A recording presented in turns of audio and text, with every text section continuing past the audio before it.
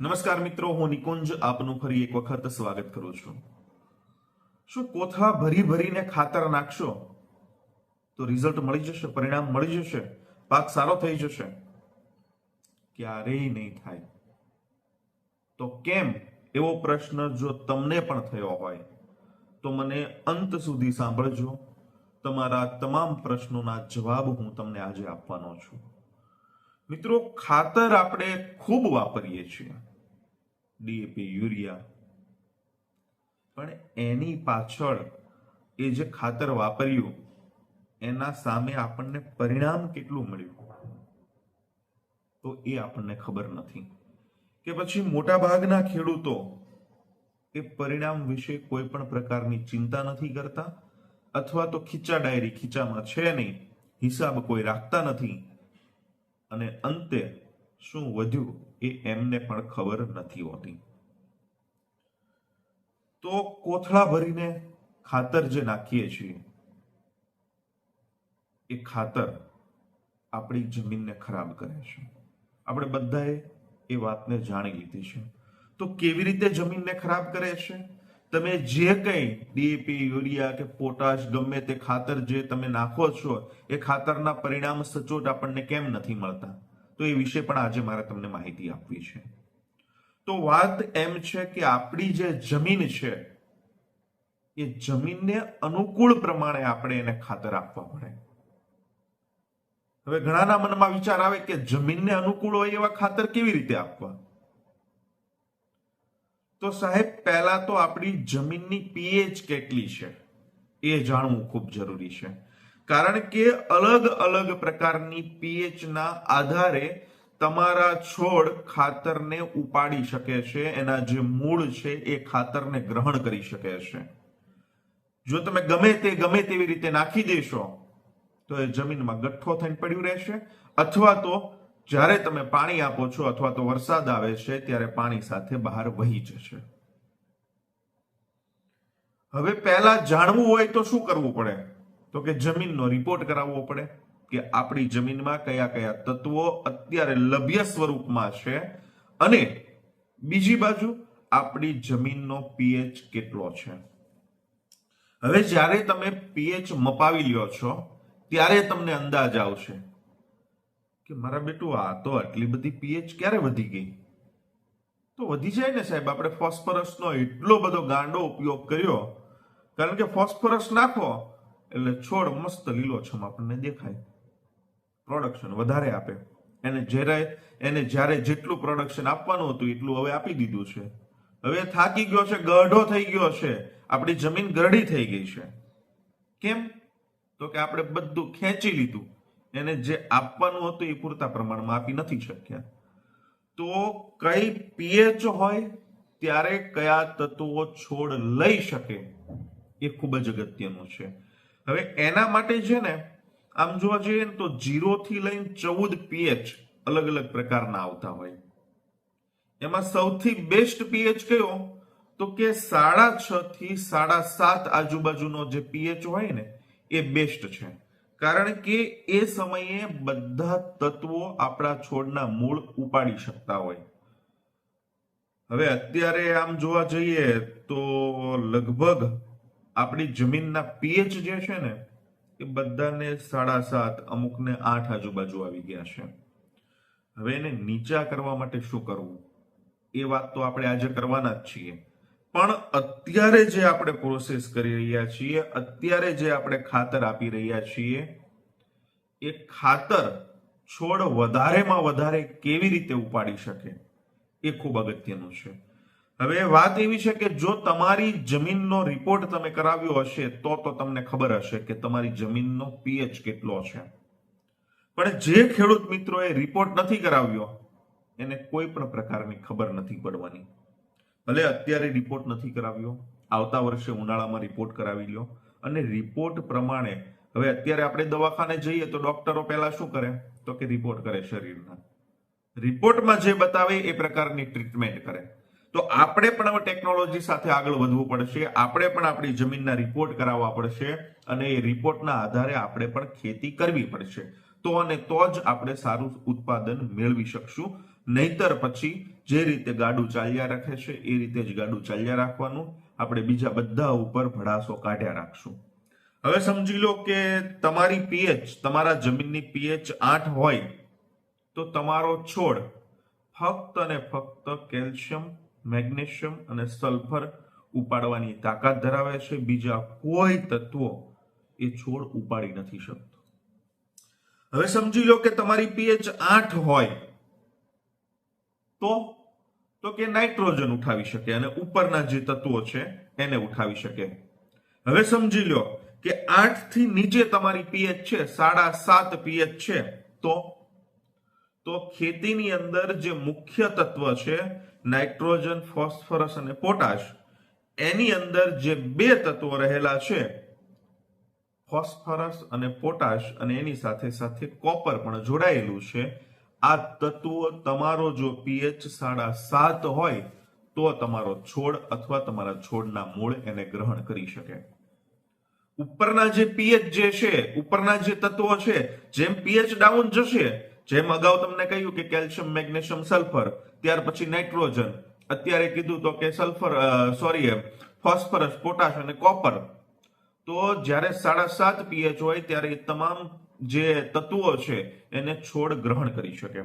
હવે એથી નીચે આવી આપણે તો જો તમારો જમીનનો પીએચ 7.2 હોય અથવા એની આજુબાજુમાં હોય તો એક ખૂબ અગત્યનું તત્વ જે છે માઇક્રોન્યુટ્રિયન્ટ, બોરોન, એને છોડ ગ્રહણ કરી શકે.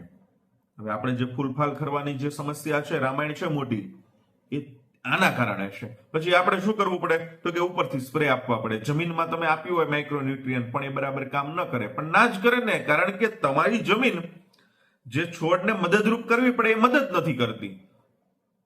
છોડ કોઈ પણ છે એ ક્યારે તત્વોને ઉઠાવી શકે તો તમે જ્યારે પાણી વડે કોઈ પણ ખાતર આપતા હોય કે તમે જે ખાતર આપેલું છે તો વરસાદ થઈ જાય તો છોડ ઉપાડી લે, એવું ના હોય. તમે જે પાણી આપો છો એની સાથે જે ભેજ બને છે એ ભેજના આધાર લઈને છોડના મૂળ બધા તત્વોને ખેંચતા હોય, એની જે જીવન પ્રણાલીની પ્રક્રિયા છે એને પસાર કરતા હોય. હવે સમજી લો કે 7.2 તમારો પીએચ છે તો તમે બોરોન સુધી પહોંચી ગયા. ઉપરના જે તત્વો કયા એ બધા તો મળવાના જ છે. હવે સમજી લો કે તમે બેસ્ટમાં બેસ્ટ 6.5 પીએચ લઈ આવ્યા તો કે ફેરસ, ઝિંક અને મેંગેનીઝ, આ જે તત્વો જે બાકીના વધેલા છે એ તત્વો તમારા છોડને પૂરતા પ્રમાણમાં મળી શકે છે. હવે સમજી લો કે આપણે ઉપર હોઈએ 8 તો કે 3 તત્વો જ મળવાના છે, કેલ્શિયમ, મેગ્નેશિયમ ને સલ્ફર. એટલે જે બીજું જે કંઈ આપણે કોથળા ભરીને નાખીએ છીએ, વોટર સોલ્યુબલના સ્વરૂપમાં નાખીએ છીએ, એ બધું વેડફાટ થવાનો છે. આ થોડા ઘણા અંશે એને મદદ મળતી હોય, થોડું ઘણું પરિણામ મળતું હોય, પણ જે સચોટ પરિણામ મળવું પડે સચોટ પરિણામ ન મળે. હવે સમજી લો કે તમને 25 કિલોની બેગથી જે પરિણામ મળતું હોય એ પરિણામ કોઈ કાળે ન મળી શકે. અને આવી જ રીતે જ્યારે તમે દવા છાંટો છો ત્યારે પણ ખૂબ જ અગત્યનું છે. જેવી રીતે જમીનનો પીએચ મહત્વનો છે એવી રીતે પાણીનો પીએચ પણ મહત્વનો છે. કારણ કે આપણે પાણીને ડોઝ બનાવવામાં ઉપયોગ કરીએ, પાણીને પિયત આપવામાં ઉપયોગ કરીએ તો પાણીનું પીએચ પણ ખૂબ જ અગત્યનું છે. જેટલો પીએચ તટસ્થ હશે એટલા જ આપણા છોડને વધારે ફાયદા થવાના છે, અને જેટલો પીએચ આપણો ઊંચો હશે એટલા આપણને ગેરફાયદા થવાના છે. કારણ કે ખીચે ખર્ચ કોને આવવાનો તો કે આપણે ખેડૂતને આવવાનો. આજે તમે કોઈ પણ ખાતર નાખ્યું, રિઝલ્ટ ન મળ્યું એટલે ફરીથી એગ્રોનોમિસ્ટ કે કોઈ પણ કૃષિ નિષ્ણાંત હોય કે પછી કોઈ પણ આપણી આજુબાજુમાં સારી ખેતી કરતા હોય એને તમે પૂછો એટલે શું કે ભાઈ આમાં તમે 25 કિલો નાખ્યું, રિઝલ્ટ ન મળ્યું, હજુ નાખી દો. પેલો વેડફાટ થયો, બીજો વેડફાટ થવાનો, પરિણામ છેલ્લે મળે છે પણ કેટલું? થોડું. આપણે ઓછામાં વધારે પરિણામ મેળવવાની પ્રક્રિયા તરફ આગળ વધવું પડશે. હવે આ બધું કરવું હોય તો થાય કેવી રીતે? તો એની માટે અત્યારથી તમે શરૂઆત કરો તો મારી વાતમાં દરેક વખતે આ એક વસ્તુ આવશે કે બેક્ટેરિયા, સૂક્ષ્મ જીવાણુ સિવાય હવે આપણી પાસે બીજો કોઈ જ રસ્તો નથી. સૂક્ષ્મ જીવાણુ જેટલા જમીનમાં વધશે એટલા આપણા જમીનની અંદર રહેલા તત્વો જે અલભ્ય સ્વરૂપમાં છે એ લભ્ય સ્વરૂપમાં તૈયાર થશે અને એ લભ્ય સ્વરૂપને જ આપણો છોડ ઉપાડી શકવાનો છે. આવતા વર્ષે એક પ્રેક્ટિસ કરવાનો છું 1 વીઘાની અંદર કે કોઈ પણ પ્રકારનું ખાતર નથી નાખવું. શરૂઆતમાં જે પાયામાં આપણે દેશી ખાતર જ નાખવું છે અને એ પણ કયું તો કે બેક્ટેરિયાથી એને કોહવાય આપણે કમ્પોસ્ટ કરેલું બેક્ટેરિયાથી કમ્પોસ્ટ કરી નાખવું છે ઉનાળામાં અને એને પછી જમીનમાં પાથરી દેવું છે. એક પણ ખાતર જમીનમાં નાખવું નથી, ફક્ત અને ફક્ત બેક્ટેરિયા વાપરવા છે અને પછી જોવું છે કે રિઝલ્ટ શું મળે છે. ઘણા બધા લોકોને બેક્ટેરિયા ઉપર હજી વિશ્વાસ નથી આવતો. મને ખબર નથી પડતી કેમ એ લોકોને સમજમાં નથી આવતું. બેક્ટેરિયા વગર હવે આપણી ખેતી અશક્ય છે. જો ખેતીને સારી રીતે કરવી હશે તો બેક્ટેરિયાનો ઉપયોગ આપણે કરવો પડશે. ઘણા બધા માર્કેટમાં બેક્ટેરિયા આવે છે, તમને સારા લાગે એ બેક્ટેરિયા વાપરો. અને જે અગાઉ કહ્યું એમ ડોક્ટર કિશનચંદ્રના બેક્ટેરિયા મળે છે એ પણ આપણે વાપરી શકીએ, કારણ કે એમાં ઓછા ખર્ચે આપણે પોતે જાતે મલ્ટીપ્લાય કરવાના. કિલો ગોળ નાખવાનો છે, 50 રૂપિયા 40 રૂપિયાનો કિલો ગોળ, અને બની જાય અઠવાડિયામાં, બની જાય 4-5 દિવસમાં, એટલે પાછા જમીનમાં આપી દેવાના. એ રીતે જ કામ કરવાનું છે. તો મિત્રો, જેવી રીતે જમીનનો પીએચ મહત્વનો છે એવી જ રીતે અગાઉ કહ્યું એમ પાણીનો, દવાનો પીએચ, ખાતરનો પીએચ, બધા જે કે પીએચ છે ખૂબ જ અગત્યના છે. જો તમે પાણીના પીએચ દવા છાંટતી વખતે કઈ રીતનો એનો પ્રયોગ કરવો, ખાતરના પીએચ વિશે જાણવા માંગતા હોય તો ખાસ કરીને કોમેન્ટ કરી દેજો, એટલે આવનારો એક વિડીયો એના પર પણ આપણે બનાવીશું ડિટેલ સાથે કે કેવી રીતે શું કરવું. કેટલા પીએચની જે વાત છે આપણે 6.5 થી લઈને 7.5 પોઈન્ટ એ પીએચ સુધી આપણે કેવી રીતે છંટકાવ કરાવવા, આપણે જે ખાતર અત્યારે આપીએ છીએ ઓછામાં ઓછા પીએચ વાળું કેવી રીતે આપી શકાય, તે તમામ પ્રકારની તમને ચોક્કસ પ્રમાણે માહિતી આપીશ.